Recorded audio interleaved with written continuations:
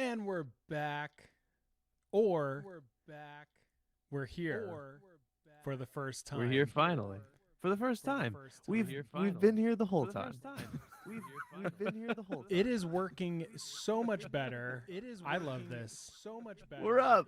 We're up. This is crazy. We're up. Okay. So, yeah, we're doing the dang thing. Hello Let's do the and dang welcome thing. Why to not? Danger Mom Mondays, a weekly stream featuring myself, Andrew Palmer of ChasmQuest. I am the creator slash DM, aka Danger Mom. And with me today is a very special guest. Oh my God. Hold on. I gotta fix your overlay. My overlay? What happened? Because right now you are name pro dash nouns. That's me. I'm guess. pronouns. Welcome to the show. It's me, pronouns.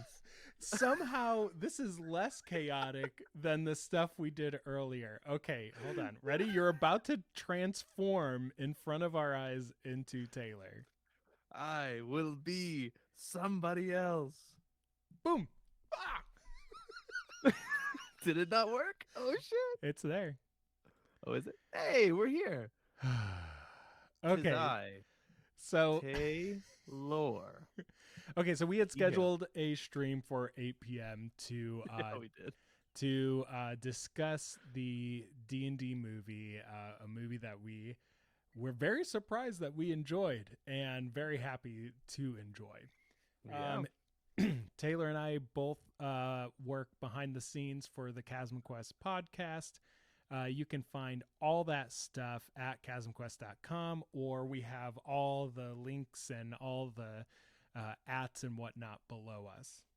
Mm-hmm. In the doobly doo, as they say. I had an ad prepared to show during this, but because we're starting an hour and a half late, I'm just going to totally skip that. But we're just really happy that things are working right now. So we want to hang out. We want to get this video in, this stream in. So if you can join, please do. And yes, tell this a is our friend. text saying, "You up?" I'm literally posting it to my Instagram account right now. Heck, yes. Taylor, why don't you tell our friends a little bit about you, since this will go up on the YouTube and they haven't hung out with you as much on there. Yes, sir. What's up, everybody? It is I, Taylor. I do a lot of Chasm Quest stuff from the get-go. We've been going since 2018 now, and I joined on as a player slash graphic designer, but since then I've taken on a lot of other things. You probably hear if you're caught up to date, you probably hear my voice a lot doing the mid-rolls and all that stuff. I do music, sound effects, a lot of editing and stuff. Andrew and I have been taking the role of bouncing stuff back and forth to each other for different things, and it's been a fun to learn, and we've made it this far, all the way to video streaming, which is outrageous that we've made it this far. Especially after everything we've gone through tonight. Yeah. But we are so thrilled to continue making story and to continue telling a tale that we have grown to love oh so dearly, and we hope you have to as well. That's the blunt of it all. We want to tell a story that everyone likes, and it's mostly for us, but I mean, shit, if we get some fan backing, that's been like, wow, I can't believe this is a dream come true. Yeah, we're very excited to jump into the video format of the D&D world. We've been in the podcasting world for 5 years now. We're old 5 men. of them. That's a lot of years. It's And at least Andrew 5 of is them. like in his 30s now. I haven't stopped being 22 for 11 years. I know. I'm very jealous. I know. And you are welcome to join me whenever you are ready. Yeah, when I turn 33 this December, is there a way that I can get that same double number curse and stay Mm-hmm. 33 forever, and then I'll just always be a decade older than you? Yep, voodoo. I figured it out. It was a my 22nd year. I was down in New Orleans visiting some family and yeah, got struck. It's Big just lightning rod got boom. me. And it So, was just some voodoo guy and he was like, "Yo, what up? You're 22 now." Bah, bah, bah. And now I'm pow, pow, 22, pow. so So I you don't know what got. to do about it. I want to get this straight. You got struck by a lightning rod, not struck Uh-huh. by lightning. So Yeah, somebody a was just lightning rod. holding Yeah. It a wasn't lightning rod. for it Boom, wasn't got you it in the back wasn't of the head. lightning, it was a Right, rod for lightning, right. and he blitzed me over the back of the skull. Was Here he I like am. Avada Kedavraing you with it? Yeah, he was. You never get it. He got me. He got me. It was a Uh, street magic, and he just Avada Kedavra me. what's funny is we had our D&D group over this past Sunday, not this last 2 Sundays ago now, Mm. and the day before is when we all together went to see the D&D movie, and Yeah. and it was so great to like go see the movie, get super hype, and then meet up the next day and roll dice for hours. Yeah. All that to say, somebody left some Cokes in our fridge, and I just went to grab one because I was like, oh, we're starting the stream later now. I need a little sugar boost, but they're Diet Coke, so there's no sugar in them. It's a Um, placebo. but yeah, the fizzy is like it's kind of the syrupy That's and the what it's fizzy. about. It's Yeah. kind of all mixing together. It's about the burn down your throat. So Taylor and I have already gotten all of our goofs out in the Yeah, previous every last one of them. They're all gone now. in the last 3 streams that we've tried in the past hour and a half. So this is going to be very serious. Mm. Where this like just we're Roger and Ebert right now. We are critiquing this film. We're getting down to the nitty gritty, the computer graphics, the writing, the cinematography, and none of Yep. this is true at all. We have very, I mean, we are kind of like I feel like both of us have done video stuff, like video editing or writing for video, or been in video projects before, just all indie stuff. So we have a Hmm. little bit of an idea, but definitely nothing on the level of, oh my God, this blockbuster movie that, is just so ginormous. His biggest stars, Hugh Grant, Chris Pine, Michelle Rodriguez, Mm. etc. So we'll Yes. we'll bring some knowledge, but we're mostly coming at this as pro D&D players. Yeah, absolutely. This was a D&D experience for us entirely. I feel like, God, I wanted to be at this movie in theaters to see it, simply to look back on it later in life and say, I remember when that came out, and I went to it, and I did everything. I got the D&D stuff at the concession stand. I got the drink, the popcorn bucket. Like, I got it all. No dice, unfortunately. That's an AMC theater only thing, but whatever. It was still awesome. Yeah, we got the I was just showing off the drink container with Hugh Grant's dumb face on it, and the Yeah. mimic detaches off the top. And we got a popcorn bucket too. But yeah, we did not get the D20 popcorn holder because we didn't go to an AMC. So, Which is ridiculous. and it was Why did also they like do that? $10 more for the one thing for the D20 popcorn bucket as Yeah. opposed to the combo that we got. So really, I would have who won? forfeited it over. I would have forfeited it over immediately. Give me that big ass D20. You I know, want it. I want to I'm roll it. I'm I just bet you the cap doesn't even stay on that well. I bet you when you roll it, that cap flies off and goes across the room. I'm just trying to make myself feel better, I think. Yeah. If you have one of those, reach out to us. Let us know how it rolls. I want to know. And Taylor wants to buy it off of you. No, I don't. I don't want it. Maybe I do. He will Maybe give you $50 for I doll hairs is what I have.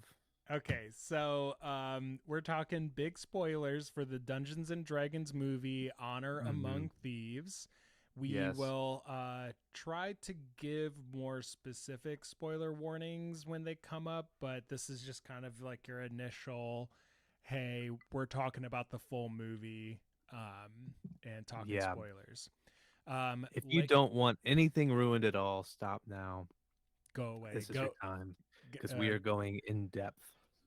Yeah, if you're streaming this right now, which I don't think anyone's watching us, which good riddance, Yeah. This is It's just better easier to to do do it when it's without just people us. watching live. But now that it's working perfectly, no one wants to join us. So no, I'm just That's what but we want. I want to imagine that people were here, heard that we were going to spoil the movie, left to go watch it in the cinema, and they will be back after the Ooh, movie's yes. done, and we'll still be Mm. here talking about it. We're going all night, 12-hour Yeah. stream talking about our new favorite movie. 12 hours straight, no breaks. If you're in the movie right now, text us, mute this feed, but stay in the chat. Just kind of hang out. Just like put the put the phone under your shirt a little bit and Yeah. just keep watching, or just put a little headphone in. You're with Yes. A us. little You're headphone. also in the movie theater.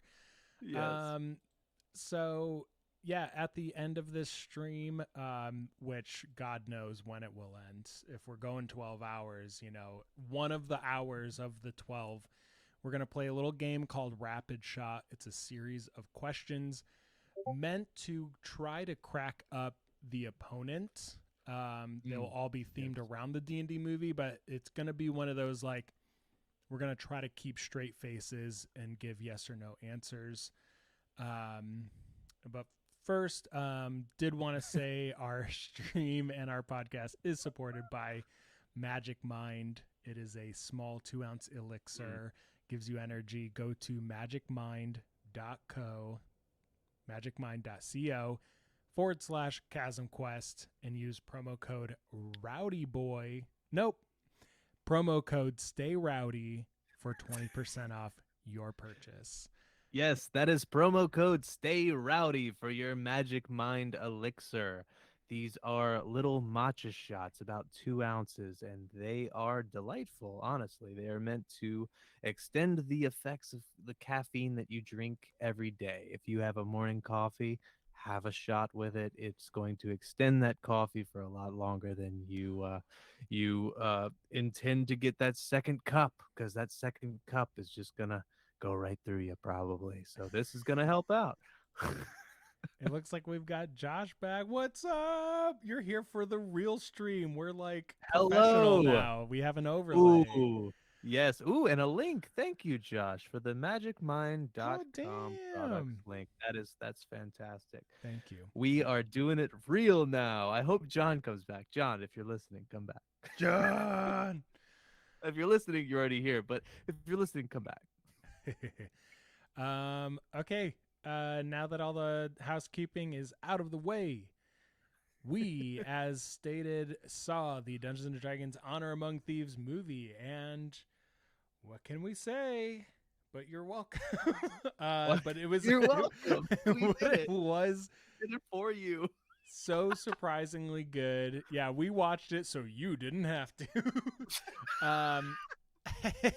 But for those of you who are in the cinema right now watching it, we hope you're enjoying minute 3 or whatever you're on. Yeah. But honestly, for a blockbuster MCU style action adventure movie that is trying to be accessible to as many, literally millions of people as possible, trying to Mm. reach worldwide audiences, this was about the best you could do, mixing all of those things together in some weird witch's brew. Like, you had A-list celebrity names bringing people to the table even if they've never played Yep. D&D. that pun was not intended. You had folks behind the scenes writing, who have played and enjoyed D&D for a long time, working with the company who makes Dungeons and Dragons, trying to encapsulate the feeling, the vibe of being at the table. Mm-hmm. And then you have just fun, good, like a good mixture, especially for movies nowadays and done in an MCU style. A good mix of computer graphics, art, and live action effects, like live effects. Really enjoyed some of them. Some of them were a little goofy, gonna be honest, but overall, like the Dragonborn head was like all realistic robotics and stuff, and it just looked awesome. Yeah. Jarnathan the Aarakocra like was all like mechanical and live effects. So cool. So Very cool. yeah, Taylor, let's get our initial thoughts. Did did Paramount slash Wizards of the Coast pass their performance check? Yeah, the answer is yes. Absolutely, they did. Going into this movie, people want to go in and they want it to be in game. They all want it to be in game. Every one of them do. And it's like, what are you going to a movie for if not to be entertained? And honestly, this movie had it all. It had the entertainment of everything I was looking for. I wanted to have a good time. These people nailed it. They had all the, backhanded jokes that were just kind of like laying it off on the side, and I'm just picking them up as you go. It's just so funny. But I think honestly, this whole movie as a whole felt like a D&D game. And if you come at it at that perspective, I mean, you can see every portion of this movie as you and your friends sitting around a table discussing it. And that is, I don't know, being able to capture that in a film. I've, you know, that's I haven't seen it done, really. That's kind of the same way I'm looking at watching the new season of Critical Role, because at the same time I'm like watching like, oh, I wonder what they did at the table when this scene happened? Yeah, and I will say, a few of us were there, but we were kind of sitting every other person. Those of us who are like really into D&D, and so we'd kind of lean around someone or look at someone else and be like, I think that was magic missile, I think that was finger of death. Like we'd be trying to Yeah. whisper to each other, uh like, oh, that was this, and that was this effect, and oh, they said wild magic. We were geeking out obviously the whole time. It was great to see a script that was written for the masses, but also this was written for me. Like someone who has dedicated so much of their time and life and energy into playing this game, creating their own homebrew of this game, Mhm. but at the same time learning and uh, absorbing so much from the initial source material. Yep. That's what I think. I think, coming to this game, if you're coming in as a rules lawyer, not the rules lawyer, but a rules lawyer, if you're coming in just to look at, oh, what rules are they using? What rules are they breaking? You're not going to have a good time, man. I mean, it's a story and it's storytelling. And if you take it as a group of people who had an experience and you got to watch it, it's a great movie. Yeah. Josh wants to know if we can see where good and bad decisions that either the players made, or maybe even where you might even mean like where dice rolls came into play. Absolutely, the group was failing forward most of the time. Yeah. I mean, it's super ambiguous because they take the roles and the math out of everything that's involved in the story. It's literally a script, but it is written with the same feel as if, oh, well, he failed his check here. So that's the role he played for that specific scene, which is really cool. Yeah, there are scenes where you're like, that player just rolled a nat 1 or that player just rolled a nat 20. And Mm. you can not only get tactical good and bad decision making, the vibes of the consequences of those, but also like the moral um effects and consequences of decisions, whether it's through role play or uh, general decision making, not in a battle, not while initiative is rolled. And those Mm. made for some really great moments. Like there was player to player conflict. There was player to NPC conflict. There was um, backstory being written into the main narrative. And as a forever DM, I totally saw the nod to that. Michelle Rodriguez played the barbarian Holga, and Mhm. we got to dive into her backstory because it wasn't being emphasized as much at the beginning of the movie.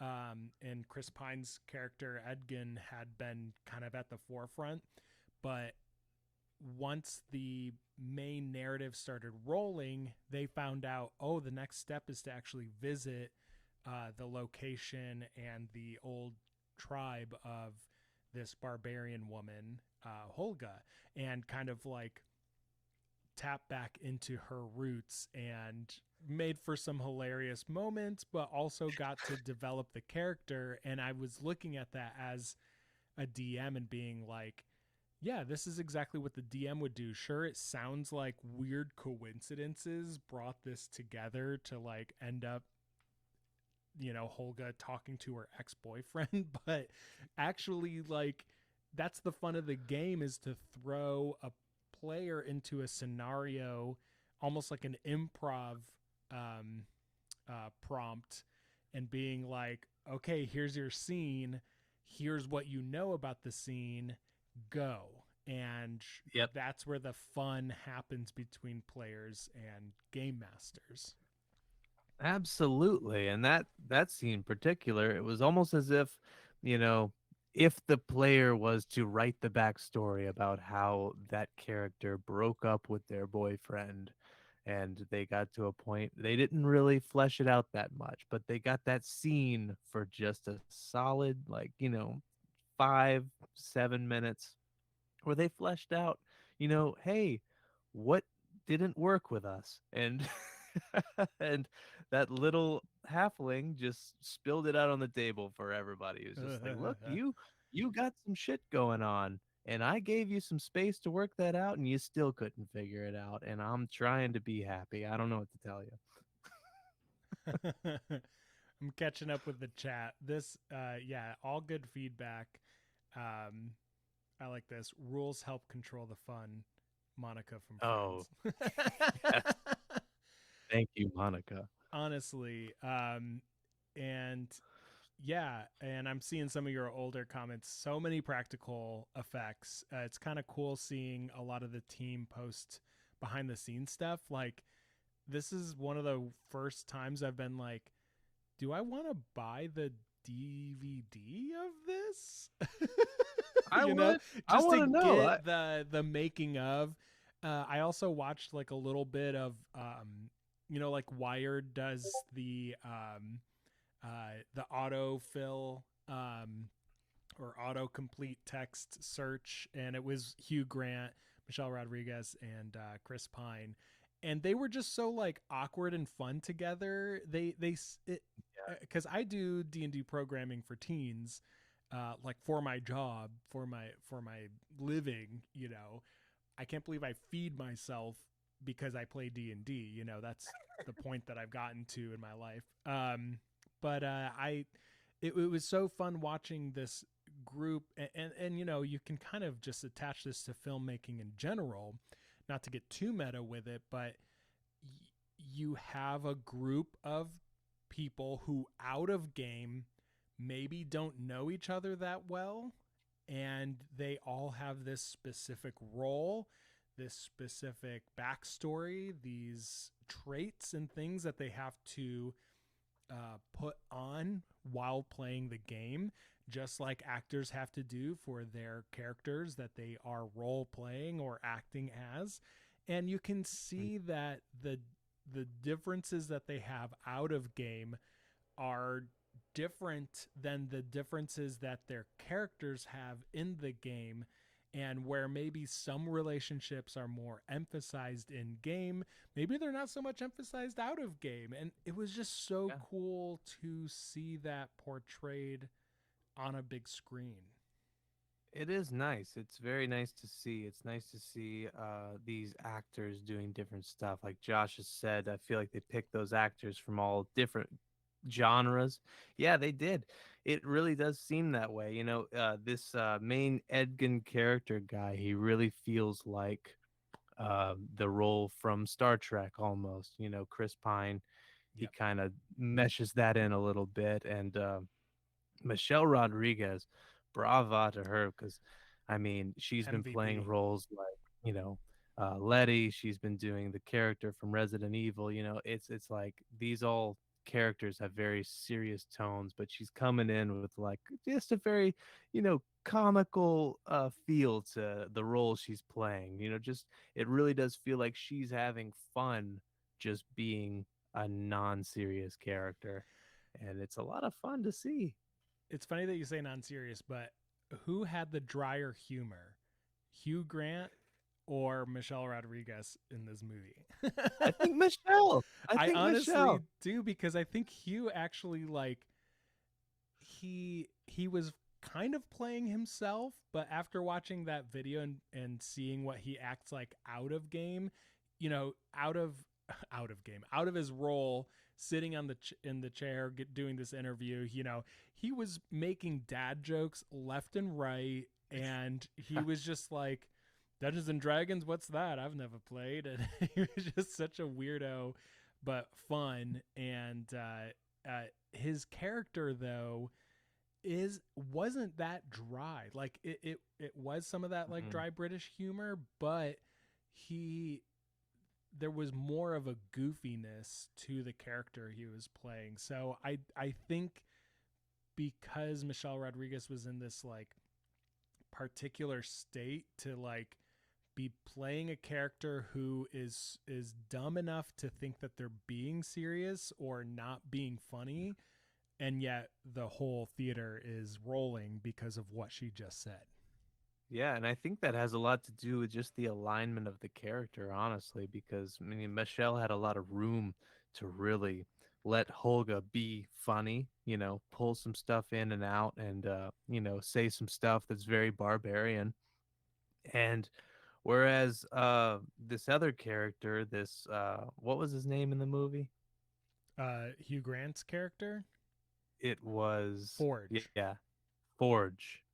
And Forge is just a snively guy who's just a scheming bastard. And maybe he's being a little dry, but it's not really that funny because it's like he's the antagonist here. Yeah, like the humor wasn't in a dry, intelligent humor that Hugh Grant has. The humor was him being a pretentious asshole and being like, "Oh, this tea is far too hot." Yep. Oh, I didn't know you were gonna stick your Yeah. finger in it. I'll just save that for Yeah. later.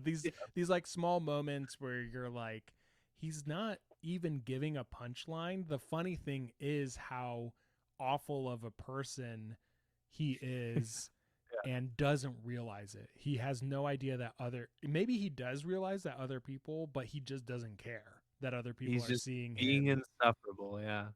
Yeah, exactly.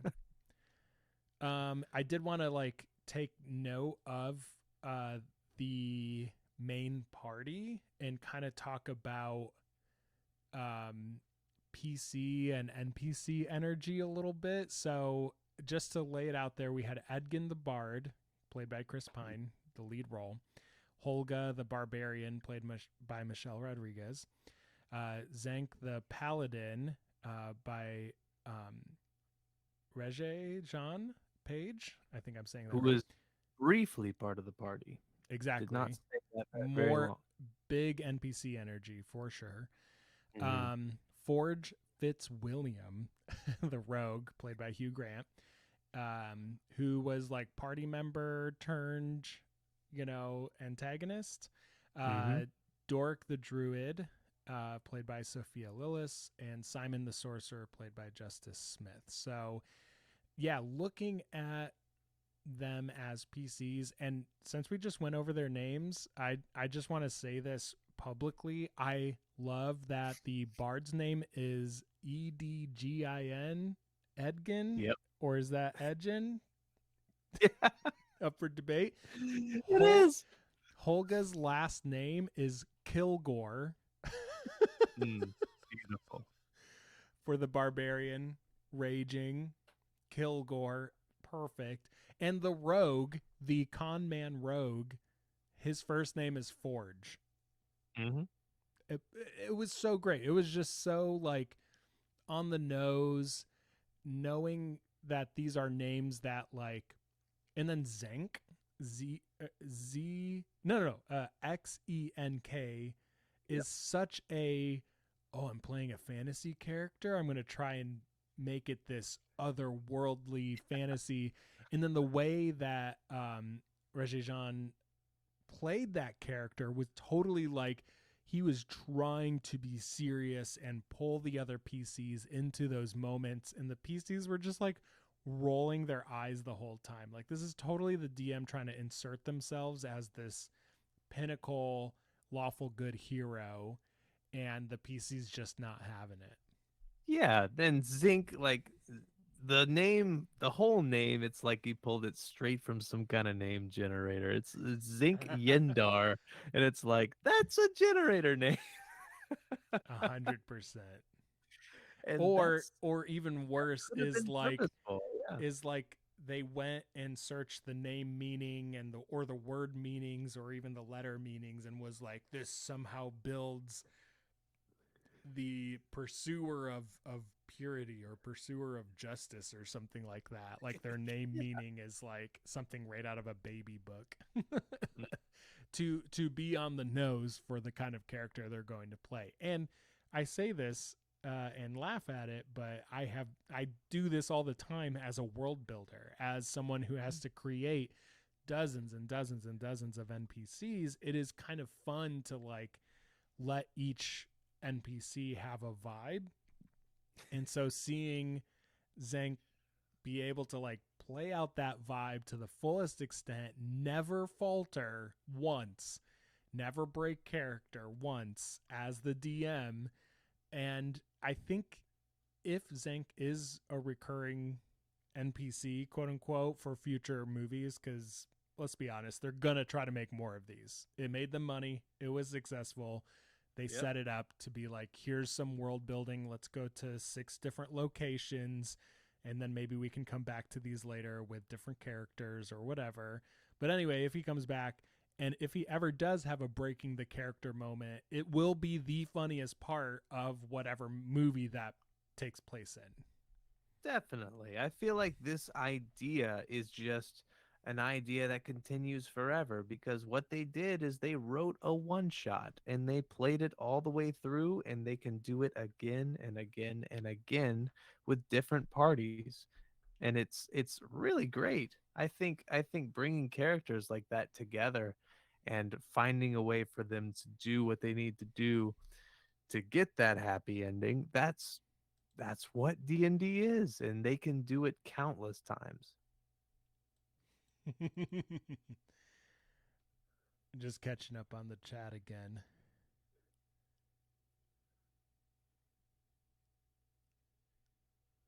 Yep. Yeah, yeah, yeah.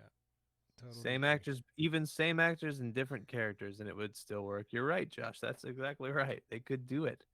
It's a lot of fun in the way it goes about, and I've heard a lot of people complain about how like there isn't enough time for the characters to really, you know, reveal their backgrounds or their origins of where they come from, on why they are joining this party to accomplish this goal. But that's kind of how D&D is. I mean, you kind of just all meet and someone says, "Hey, I've got this issue," and everyone's like, "Well, I'll help," and they jump in, and that's part of adventuring. In the true spirit of adventuring, you kind of just gotta go with the flow and do it. Yeah, I agree. I do want to mention the name that Josh said. He has a friend that has a barbarian character named Zerousi, who and it's spelled Xerox. Oh, nice. Oh man, we stan a That's Xerox barbarian. fantastic. They If do. only he dipped into wizard and casts mirror image and If only, Zerousi'd yeah, himself. Maybe that's a long game because thing. you can do that, and it's very effective. Yeah. Um I was going to look at some of the character sheets that D&D Beyond has posted. The very first one they show is Doric, who is playing a very rules bendy druid and Hmm. a very had one of the stronger like backstories and one of the stronger connections to the main storyline, and yet I think was de-emphasized in a way that was kind of a bummer. So I'm kind of hoping we get um more of Sophia Hmm. playing Doric, because she did a great job. I just don't think they gave her enough moments to really like. She had great action sequences where she's like wild shaping like crazy. There's a whole sequence where she changes probably 5 or 6 times, if not more, Yep. to escape a heavily armed city.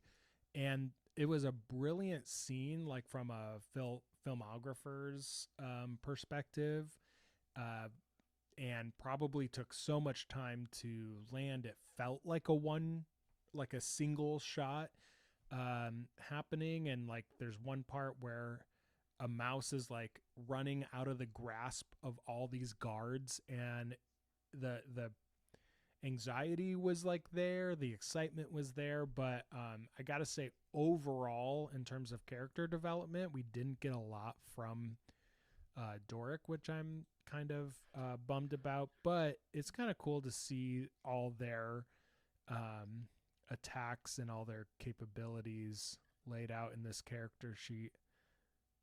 Yeah, I will say in terms of like D&D and like what classes are capable of, they didn't have a lot of showy display of what a druid can do because literally, the druid didn't cast any spells at all. It was Mm-mm. just wild shape, wild shape, wild shape, wild shape, wild shape, which Yeah, and is, in a story, it makes sense. That's what they needed for mm-hmm. infiltration and stuff like that. But there wasn't really any rules and Yeah, details on the abilities of what a druid can actually get accomplished. they played her more like a flavored forest elf fighter, you know? Well, I guess she looks like an elf, but she Yeah, is a tiefling, by the way, which she is. which I She found is for kind of sure. weird. But I mean, yeah, tieflings can look however they want, but usually people are going full board with like the red or purple or pink skin or whatever, or blue. Um, and maybe it would have been kind of goofy to see it that way, but um I do feel like it was a very exciting druid she was playing, Yeah. but a very boring tiefling that she was playing. Like her fiendish bloodline did not really play any big notes. There's a little nod to it on her character sheet, that she can cast Fiery Rebuke, Oh, which is a reaction, but it's more of like a character ability 3 times per day.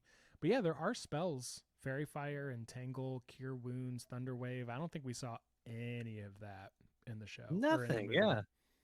And it would have been cool to see some of that come out, just showing a little hint to some tiefling bloodline and stuff like that. That would have been nice to see, especially with her, like, having this kind of distrust for humans and all that stuff. It would have been cool to see her pull some stuff out and like be real like theatric and threatening and like intimidating and stuff like that.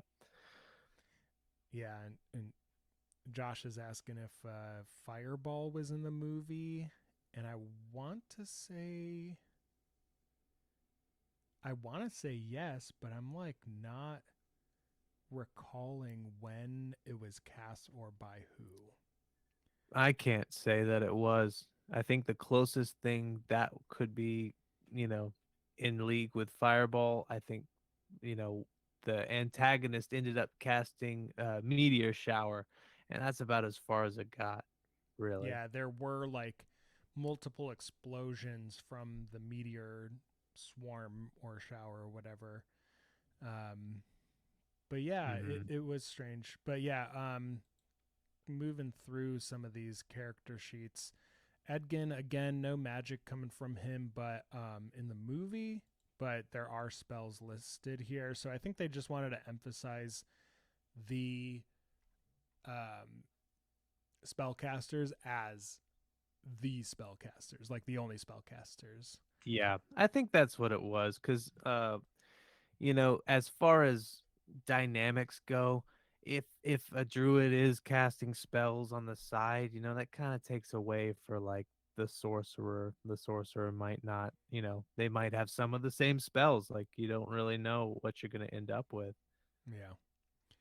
Forge is an interesting character sheet. He's challenge rating 8, whereas everyone else is 5, and has this effect double cross. If Forge hits a friendly creature to him uh, with an attack roll, the attack is automatically a critical hit. And with his rogue abilities and poison and sneak attack damage, like that could really Yeah. debilitate someone. That's a little OP for CR8, I think. You could see how that first heist went bad. Probably was not. It was probably some of his doing. Oh, for sure. Um, cool. Holga's character is awesome. Dark Steel Great Axe. Dark Steel. I don't even know if that is a pre-written thing or if that's just like a new thing. That's awesome. I'll have to Oh look more no. into that. But when the Her guard stuffed it in the forge and she pulled it out and it was all covered in just melted iron. Oh my god, that was crazy. yeah. Um her languages are common and halfling. Of course, yes. All right. Simon Amar. Yeah, wow, lots of stuff. Chaos Bolt, Wild Magic. I want to say a Wild Magic sorcerer. He had that like little dispenser at his hip. But Yep. at CR5, they're giving this dude once per day Bigsby's Hand and Major Image. Whew, that is too much for CR5, but Which he did use. he did use toward the end of the movie, um, like right at the end of the movie.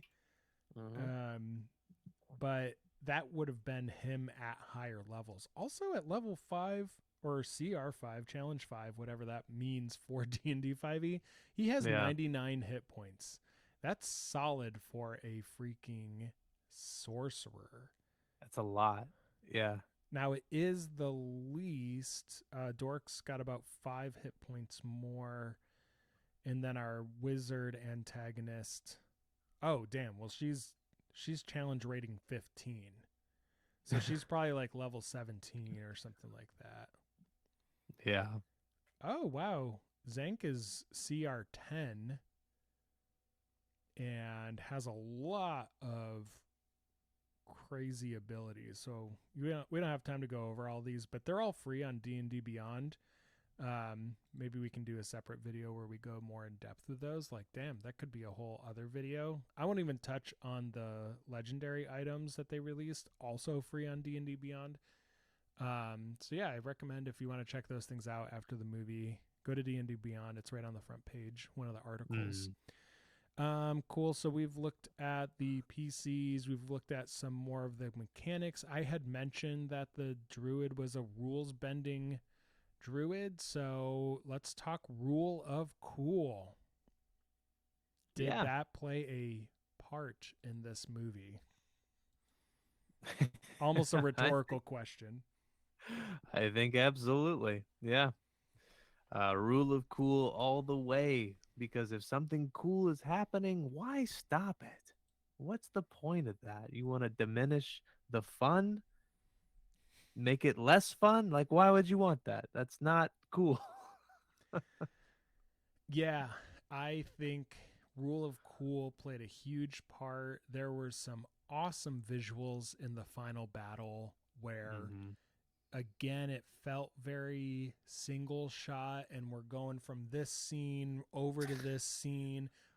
Suddenly, the bad guy's up there, Misty Step, and then they're casting Meteor Swarm and animate objects and all this stuff that is creating so much chaos that a high level wizard, I know Micah Jordan, who plays Telnius on the show, has always played spellcasters in games that I've played with him. Actually, our home game of Pathfinder Kingmaker is like the first time he's not playing an intelligence based spellcaster, and it's kind of weirding me out.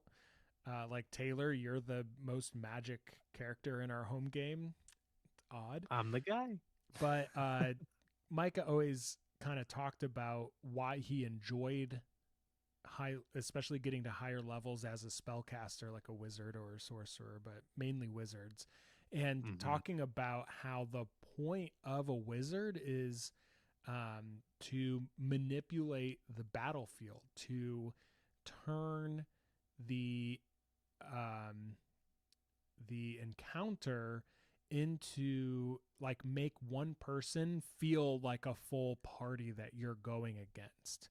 And there's pros and cons to pitting a single wizard against a party. Like in the 5e system, action economy becomes an issue. If you don't have legendary actions, your high level wizard can get freaking smoted and 3 rounds, like what happened to me at the end of season 2, and I'm not at all bitter about it. So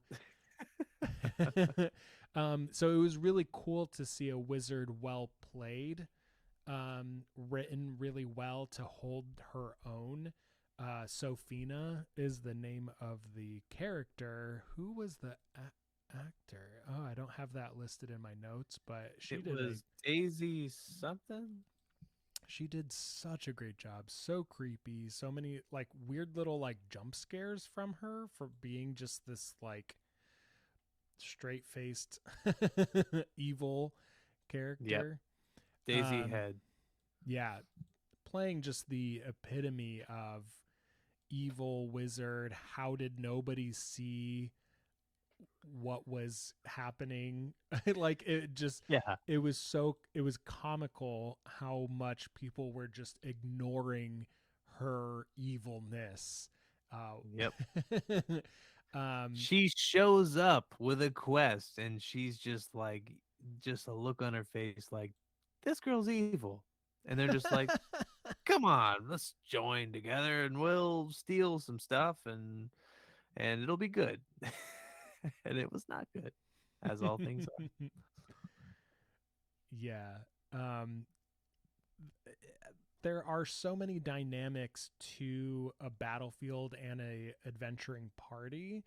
And thanks for linking the stuff, Josh. Yeah, legendary actions are necessary for a BBEG to help with that action economy.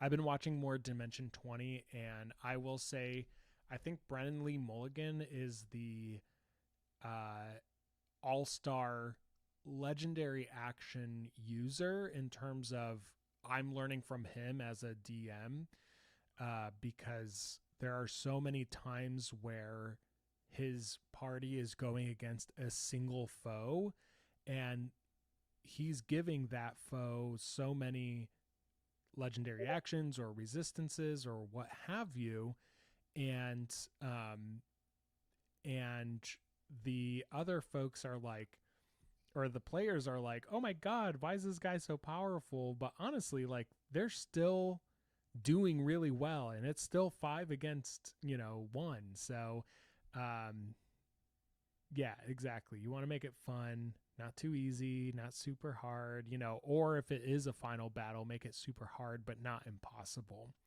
but Mm-hmm. um but yeah, I think that final battle where our PCs have been through their story arcs and now it's just time for them to shine in all these different ways.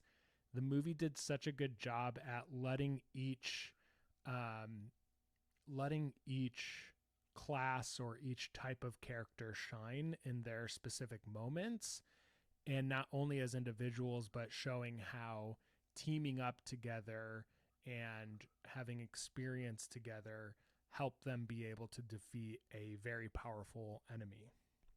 Mm-hmm. Yep. That's what it is. Making those cinematic moments for those very, very powerful battles. That's true. And it's something that I've learned just as a performative DM, whether I'm doing it for live shows or doing it for the podcast or doing it for the after school programming. Like, creating those memorable moments is way more important than being like, oh, wait, actually, so and so couldn't have cast that because they already cast, another spell on their turn or whatever it might be. Mm-hmm. And if something happened at the table that everyone would either cheered for or went, ah, fuck afterwards, those are the moments that, like, that's why we're playing the game, uh, to have fun. Level of escapism is always very healthy. Okay, so we're coming close to the time. Any final thoughts before we move on to Rapid Shot, our weird little feature? I I don't think I have many other thoughts. I think, we covered quite a bit. Honestly, we could talk about this movie for 6 or 7 parts, honestly, because there was so much involved. Um, that is one thing about the movie that is, something some people might not have liked, but they moved on from a scene quickly. And I appreciated that because it gave you the moment to laugh about it and then all right, what else is coming? Let's keep this ball rolling. And I really like that a lot. Some people I heard on YouTube, I was looking at some reviews today, they're like, they need to give some more time for people to like process and you know kind of digest what's going on. But it's like, why, man? Things happen and they happen, and just you know the in story's this got to keep going. in this economy, In this economy, you talk want to about sit down? yeah, talk about action economy in terms of, like, the movie's Yeah, trying to present something to you. It's trying to sell a game where the normal runtime for a session is like 3 to 4 hours, yeah. at minimum sometimes. And this Uh, movie is like 2 hours, yeah, maybe, they're right? trying to sell you that this game is packed with action. There's no Yes. dragging elements. We might, like, because this movie was successful. Um, and look, we have our feelings about Wizards of the Coast. They Mm-hmm. try to fuck a lot of people over in January. We have not Yep. forgotten. So we understand the corporate side of what's happening here, but um, the kind of, like, teen player inside is like cheering this on and super excited and hoping to get like an MCU type universe. Let's see Eberron. Let's go to other planes of existence. Let's see Mm-hmm. more than just the Sword Coast. And, let's have it expand out and give opportunities for other storytellers who are doing podcasts or YouTube shows to, like, oh, hey, this is a successful thing. Bigger producers or bigger funders are going to see it as a successful thing to invest in. So Mm. we have the success of Critical Role's animated series, Legend of Vox Machina, the announcement of the Mighty Nine series. We have the Dungeons and Dragons Honor Amongst Thieves um, movie success already. It's only been out for, less than 2 weeks.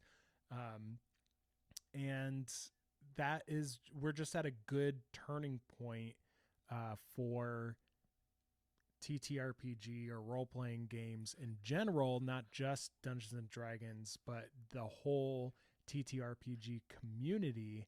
And to like kind of scoff at them because they are the big man on campus, they are the number Mm. one seller, the $1 billion corporation, whatever, is to kind of not see the forest for the trees and just be, kind of hold your grudge and be like, well, why didn't they make Blades in the Dark or Call of Cthulhu movie? And it's like, because Yep. it's not time for that yet. If this breaks through the mold of blockbuster movies, maybe in 5 years we're making a Call of Cthulhu movie Mhm. or whatever, and that would be awesome.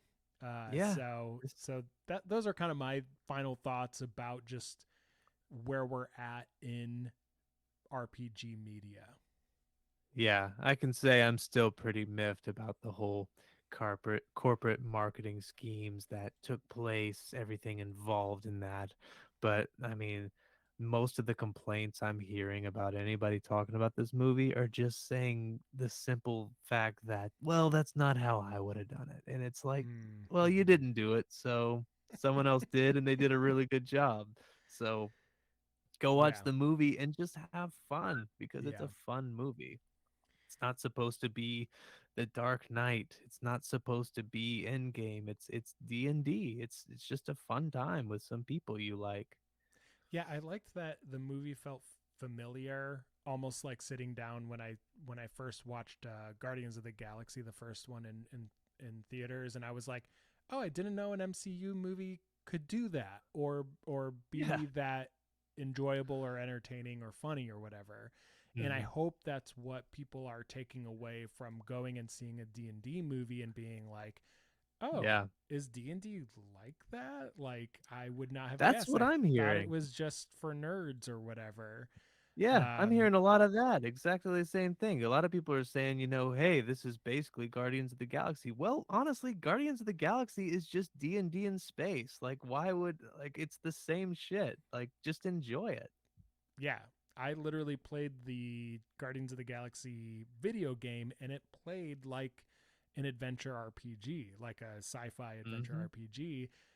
Like you're playing as Star Lord the whole time, but when you get in battle, you call upon your friends and you get them to attack specific times, and you coordinate those tactics and stuff just like you would in D&D or an RPG.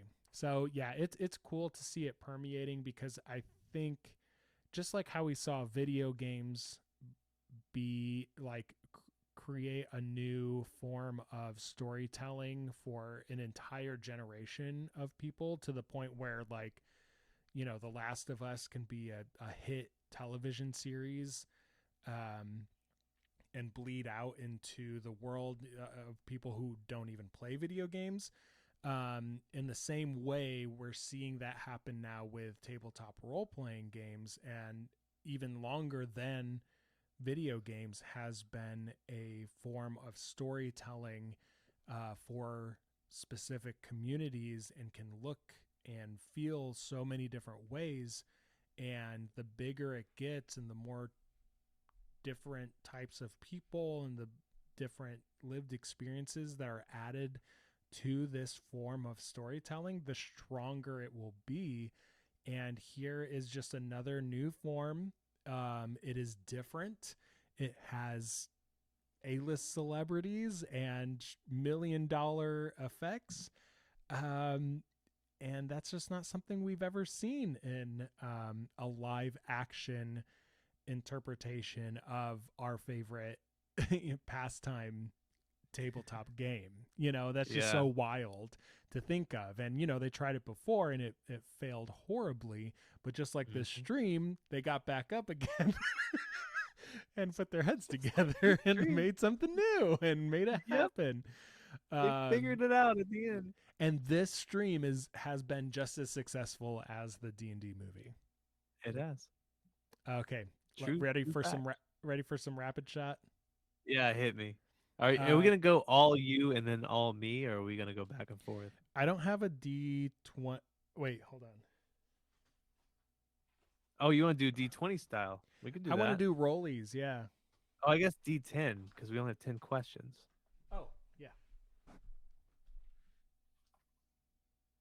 I'm down to do rollies. Hit me with some roly-polies, baby. Let's do this. All right. A special dice out.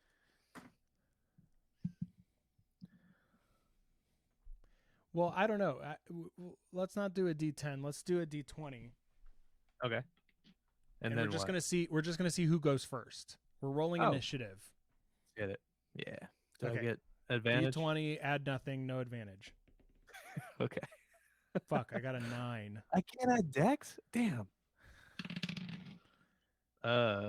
14. Yeah, figures. It's Taylor. He always rolls better. It's All right. me. So you get to choose. Do you want to read your questions first, or do you want to answer the questions first? I'll answer first. Okay. And it's just yes or no, right? It's just yes or no. Rapid fire. I'm going to read them as fast as possible. Okay. Okay. And you got to try not to laugh. Okay. Hold on. I'm bringing out my document so I can see your face while I do this. And I get that you won't be able to see my face because of things. Okay. Ready? 3, 2, 1. Did Michelle Rodriguez realize that D&D was all about found family when she learned that Fast and Furious co-star Vin Diesel plays the game? Yes. Absolutely. Is Regé John Page still walking somewhere in a straight line like Forrest Gump? Hasn't stopped. Found that person in the end. Kept going. Has Chris Pine ever fucked a dragon? No. Was the tieflingness of Doric toned down because purple tieflings with thick tails are too hot for the big screen? Way too hot, yeah. That would have been, Boner City. Did Michelle Rodriguez's armpit hair have a charm effect? It did. Successfully. Will the crit fail illusion spell also haunt your dreams for the rest of your life? Oh, forever. Until the end of time. I'm going to be dreaming about that tonight, specifically. Does Hugh Grant's character have a rogue archetyped in pretentious Karen? Yep. Will Bradley Cooper be reprising his halfling role in sequels to come? He better. Yeah, absolutely. Should sequels have a tabaxi, aka cat human, main character so that we can enjoy the mascot heads longer? Maybe the baby that was saved grows up to be a paladin due to Zenk's actions. It's the perfect backstory. Perfect. Perfect. You did horrible. You did not keep a straight face the whole time. Oh, what could I do? It's just how it is. All right. All right, my turn. Your turn. You want to do yes or no's? Cues for Drew. That's what I wrote in my Cues for Drew. I want to do it. Hit me with your best shot. All right. Number 1, Marleman the Halfling? Yes or no? Wait, what? Marleman the Halfling, yes or no? Who was Marlem? He was the Bradley Cooper character, Marleman. Oh. Oh, just yes or no about him. Yes or no? Absolutely no. Absolutely no? Yeah, oh, man. Next question. Keep it going. Will you put a thick-ass dragon in an upcoming adventure? Yes.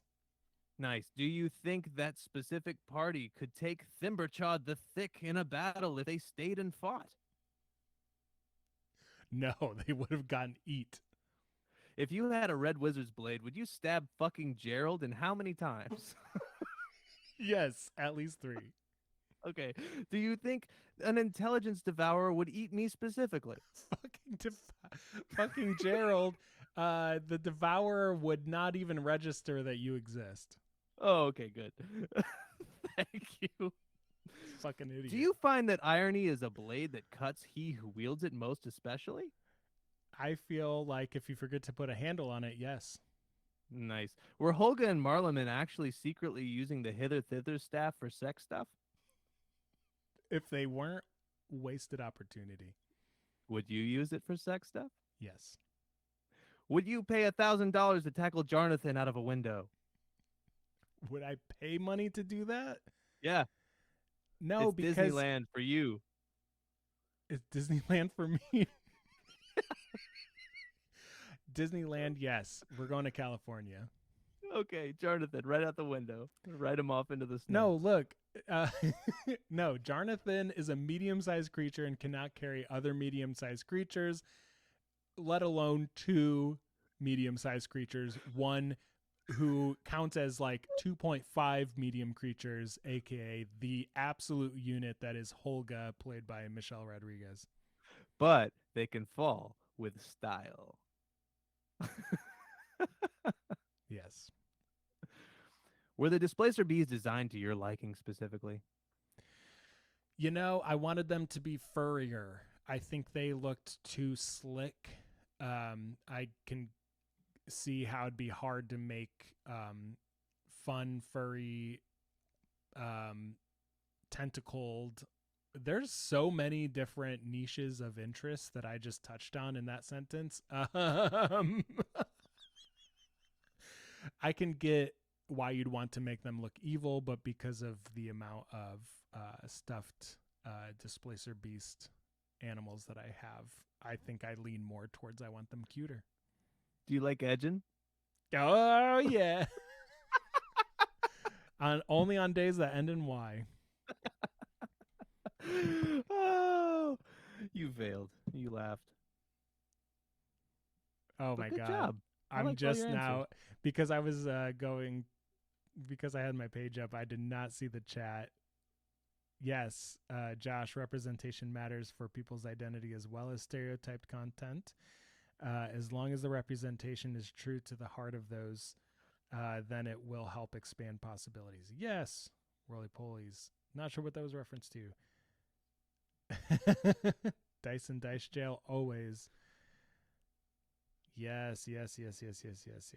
All right, thank you all for joining us, aka Josh, and for if you're watching this on YouTube, don't forget to like, subscribe, leave a comment below, answer some of our rapid shot questions, and tell us what you thought of the movie. Yeah, let us yeah. know what you thought. Tell us your opinions, all that stuff. If you like what we're doing here, we're trying to do it more. Come visit us. We're gonna hang out. We're gonna post some more stuff. If you like our banter here, check out our podcast, ChasmQuest, and all the things. And let us know in the comments, between the two of us, would an intellect devourer eat me or Taylor? And why is it me? All right. Thanks again for showing up, for watching, no matter how you're watching this. And until next time, stay rowdy. Stay rowdy.